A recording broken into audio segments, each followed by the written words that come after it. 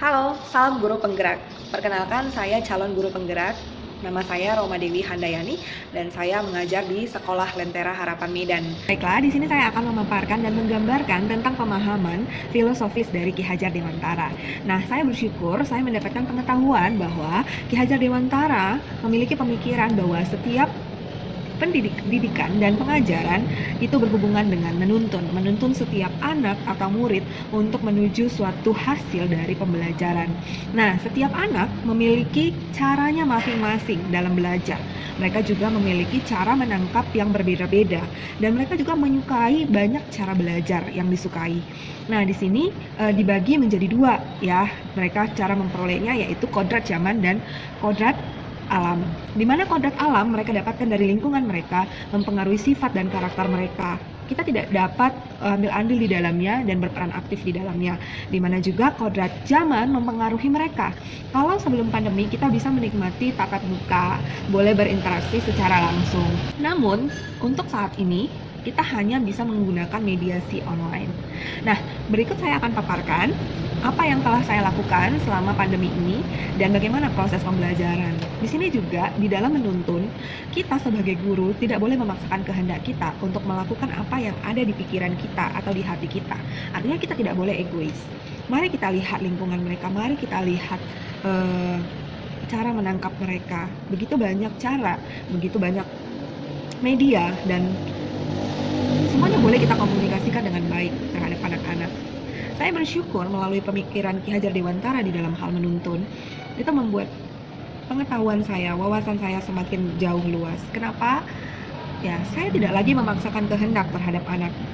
Ketika saya ingin mengajarkan A, maka anak harus ikut A. Tidak. Setiap anak boleh mengekspresikan dirinya dengan cara belajarnya masing-masing, dengan satu goal yang sama. Ketika kita menemukan 30 anak di dalam kelas, pakailah 30 cara yang berbeda dengan satu tujuan yang sama. Pendidikan dapat menjadi ruang berlatih dan bertumbuh untuk setiap anak. Analogi dalam pemikiran Ki Hajar Dewantara membukakan pemikiran saya lagi mengenai seorang petani, di mana seorang petani boleh menyiram, memberikan pupuk, menghias, memberikan cahaya, ya, tetapi tidak bisa menjadi benih dan tidak bisa ambil andil di dalam benih. Benih punya kodrat sendiri untuk bertumbuh. Nah, sekalipun benih itu buruk, ketika benih itu dipindahkan ke tanah yang baik, maka benih itu akan tumbuh menjadi dirinya sendiri. Nah, kita di sana hanya menuntun, mengarahkan anak untuk terus bertumbuh, untuk mencapai pembelajaran kita. Dan kita yang berekspektasi tinggi untuk mencapai goal kita, harus lebih kreatif, lebih sabar, dan inovatif untuk si anak mencapai pemahamannya. Nah, berikut ini adalah video di mana saya akan menggambarkan bagaimana proses pembelajaran anak pada saat ini melalui data-data yang sudah saya kumpulkan. Selamat menyaksikan. Berbicara tentang apa yang disukai oleh anak-anak dalam belajar di zaman sekarang ini, ya, saya mencoba untuk mencari informasi dan data melalui refleksi yang saya lakukan. Gitu. Ini saya berikan kepada anak-anak kelas 5 dan kelas 6. Ada 5 kelas dan saya mengarah dan berfokus kepada jenis pembelajaran apa yang mereka inginkan begitu. Dengan pertanyaan saya adalah media apa yang saya akan kamu sukai dalam memberikan pembelajaran, ya. Kamu boleh list atau klik lebih dari satu dan membuat saya amazed, yaitu 45% dari mereka, hampir 62%-nya memilih untuk mengambil bagian dari YouTube. Saya kaget ya ketika saya menanyakan bagaimana cara yang menurut mereka yang mereka sukai agar saya bisa menyampaikan pembelajaran sehingga anak-anak boleh dengan mudah untuk menerima pembelajaran dan materi dengan baik. Nah, di urutan kedua itu ada Google Meet, aplikasi yang dipakai pada saat ini. Lalu kemudian yang ketiga itu ada chatting yang biasa digunakan di dalam Telegram. Nanti saya akan memberitahukan atau memaparkan sedikit apa yang kami komunikasikan di dalam Telegram. Lalu kemudian urutan yang selanjutnya adalah video recorder.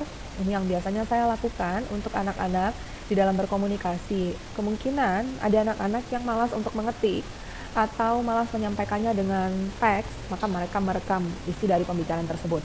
Dan yang terakhir itu adalah sepertinya benar-benar ini adalah perubahan pada kodrat zaman ya. Mereka paling rendah itu memilih kertas, begitu ya.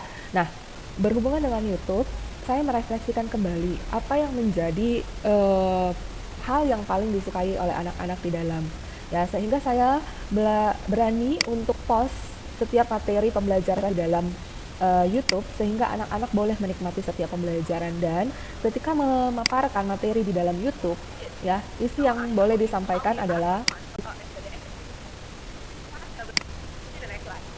isi yang menarik. Isi yang menarik yang bisa membuat mereka mengerti pembelajaran tersebut. Dan ketika saya mencoba untuk masuk dan memberikan materi, saya mencoba dia sangat amat. Saya membandingkan contohnya, membandingkan ukuran benda, ada yang besar, ada yang kecil, ada yang panjang. Oke, satu kalimat, Bu. Satu kalimat. Satu kalimat gimana maksudnya, Bu?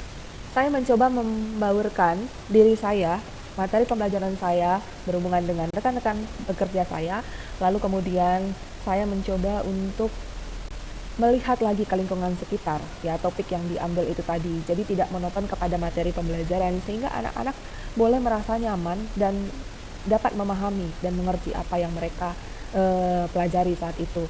Dan ketika saya memaparkan di dalam YouTube, anak-anak saya berikan kesempatan untuk mengekspresikan diri mereka. Kira-kira apa yang mereka dapatkan dari informasi konten YouTube yang telah ditampilkan di sana, begitu ya. Nah, ini adalah contohnya. Dan di sana ini adalah contohnya, begitu. Dan mungkin menurut anak-anak itu sangat menarik, sehingga saya mengangkatnya menjadi satu bagian pembelajaran di kodrat zaman saat ini, begitu. Jadi saya merasa tertantang.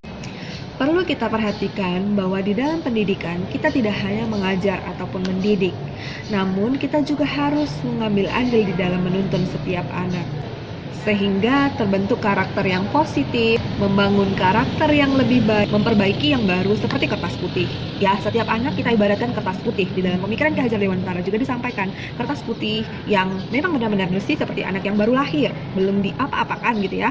Masih karakter yang fresh gitu ya, segar, dengan jiwa yang segar. Nah, kertas putih yang sudah ditulis, yang diartikan bahwa guru yang mengawasi dan mengawali segala sesuatunya. Kertas yang sudah ditulis, guru yang mengawasi dan mengamati setiap hal yang sudah ada di dalam setiap peserta didik. Dan kertas yang sudah ditulis penuh, guru di dalamnya mengambil andil untuk menebalkan bagian yang suram. Tidak untuk memperbaiki, tapi menebalkan. Sehingga lahirlah karakter-karakter yang tebal, karakter-karakter yang positif, yang bukan hanya berada di sini, tetapi juga di sini. Di samping peran guru di dalam menuntun anak untuk mengembangkan bakatnya, guru juga perlu berkomunikasi secara intens dengan orang tua, sehingga anak boleh semakin berkembang dan menumbuhkan dirinya menjadi lebih baik lagi. Nah, berikut contohnya yang bisa saya tampilkan. Mari kita saksikan sama-sama ketika seorang anak menampilkan dirinya sedang menceritakan tentang apa yang dia suka dan apa hobi yang dia sering lakukan dan suka lakukan. Mari kita saksikan sama-sama. I like drawing beautiful clothes. I love eating noodles. Noodles is my favorite food. What do you like doing, Mom? I like reading. What are you good at, Dad? I am good at swimming. So, Mom likes reading books, and then Dad is good at swimming. Thank you, Mom, Dad, and Miss Mama for your attention. God bless you. Good job Felicia. Oke, bagaimana? Nah, di sini juga guru diharapkan untuk mampu memberikan respon yang positif terhadap anak, sehingga anak boleh semakin bersemangat dan semakin bergairah untuk menunjukkan talenta dan kemampuannya. Kita juga boleh menantang atau meminta orang tua untuk memberikan komentar terhadap kemampuan si anak, sehingga anak boleh mendengarkan langsung apa yang didapatkan oleh si anak, dan orang tuanya boleh ikut berpartisipasi dan sangat senang ketika si anak berikan hasil yang terbaik menurutnya. Mana perasaan Bapak dan Ibu setelah melihat penampilan Felicia barusan? Keren ya? Itu membaca ya Felicia? Nggak membaca ya? Enggak, Mi. Ada ekstemporernya ya. Bagaimana Pak, Bu? Ya, baguslah. Ada perkembangan yang signifikan lah. Ibu? Sama kayak Bapak perasaannya? Hah? Bagaimana perasaan Ibu? Kalau Bapak tadi senang ya? Ya. Ya, Bu, sama senang lihat perkembangan di dalam pelajaran bahasa Inggrisnya Felicia. Oke, berarti artinya SLC online kali ini tidak mengurangi sukacita kita ya. Walaupun ya harus screen to screen ya Pak Bu ya. Baiklah, itu saya juga senang melihat Felicia ya, nilai-nilainya bagus-bagus, responnya juga selalu positif, sering bertanya ya. Jadi usaha dia tidak pernah mengkhianati hasilnya hari ini, ya kan Felicia? Iya, di dalam menuntun juga guru perlu lebih detail dalam menyampaikan apa yang menjadi kelebihan si anak begitu. Anak melihat bahwa kodrat alam tidak akan mempengaruhi dirinya dimanapun dia belajar saat ini, ada banyak orang-orang yang mendukungnya, dan kodrat zaman yang mempengaruhi screen to screen saat ini itu membuat dia semakin termotivasi untuk belajar gitu. Nah, sama seperti dengan analogi petani tadi ya, kita hanya bisa menyiram, menyemai, membersihkan, memberikan pupuk. Nah, si anak tadi ya punya kodratnya tersendiri untuk bertumbuh. Di sini yang perlu saya sampaikan dalam pemahaman saya dan pengetahuan saya terhadap hal tersebut. Di dalam pengajaran dan pendidikan, memberi ilmu dan berfaedah untuk kecakapan hidup, memberikan tuntunan terhadap segala kekuatan kodrat yang dimiliki anak agar mampu mencapai keselamatan dan kebahagiaan yang setinggi-tingginya. Jadi percakapan di Telegram ini merupakan salah satu kodrat zaman ya, Bapak Ibu, di mana guru dan anak berkomunikasi secara online di dalamnya. Di sana juga terdapat bimbingan, arahan, dan tuntunan dari guru, tetap dalam etika dan karakter yang wajarnya. Dan pendidikan dapat menjadi ruang berlatih dan bertumbuhnya nilai-nilai kemanusiaan yang dapat diteruskan dan diwariskan. Bagaimana setiap anak merespon di dalam Telegram, bagaimana mereka ketika diingatkan untuk mengerjakan tugas, lalu merespon kembali setiap keadaan yang ada di dalamnya, begitu. Nah, menuntun segala kodrat yang ada, baik sebagai manusia atau anggota masyarakat, itu adalah bagian dari guru. Mari sama-sama menuntun dan mengarahkan mereka. Jangan lupa memberikan pujian terhadap pekerjaan yang mereka sudah lakukan, lalu kemudian memberikan dukungan untuk mengerjakan bagian yang perlu diisi dan diperbaiki, sehingga mereka boleh bertumbuh di dalam pengetahuan, keterampilan, dan sikap. Nah, di samping itu, guru juga harus bisa menjadi role model ketika bisa melakukannya secara mandiri. Terima kasih. Jadi, kita sebagai guru, mari menuntun setiap anak dalam segala kodrat yang ada, baik sebagai manusia ataupun anggota masyarakat.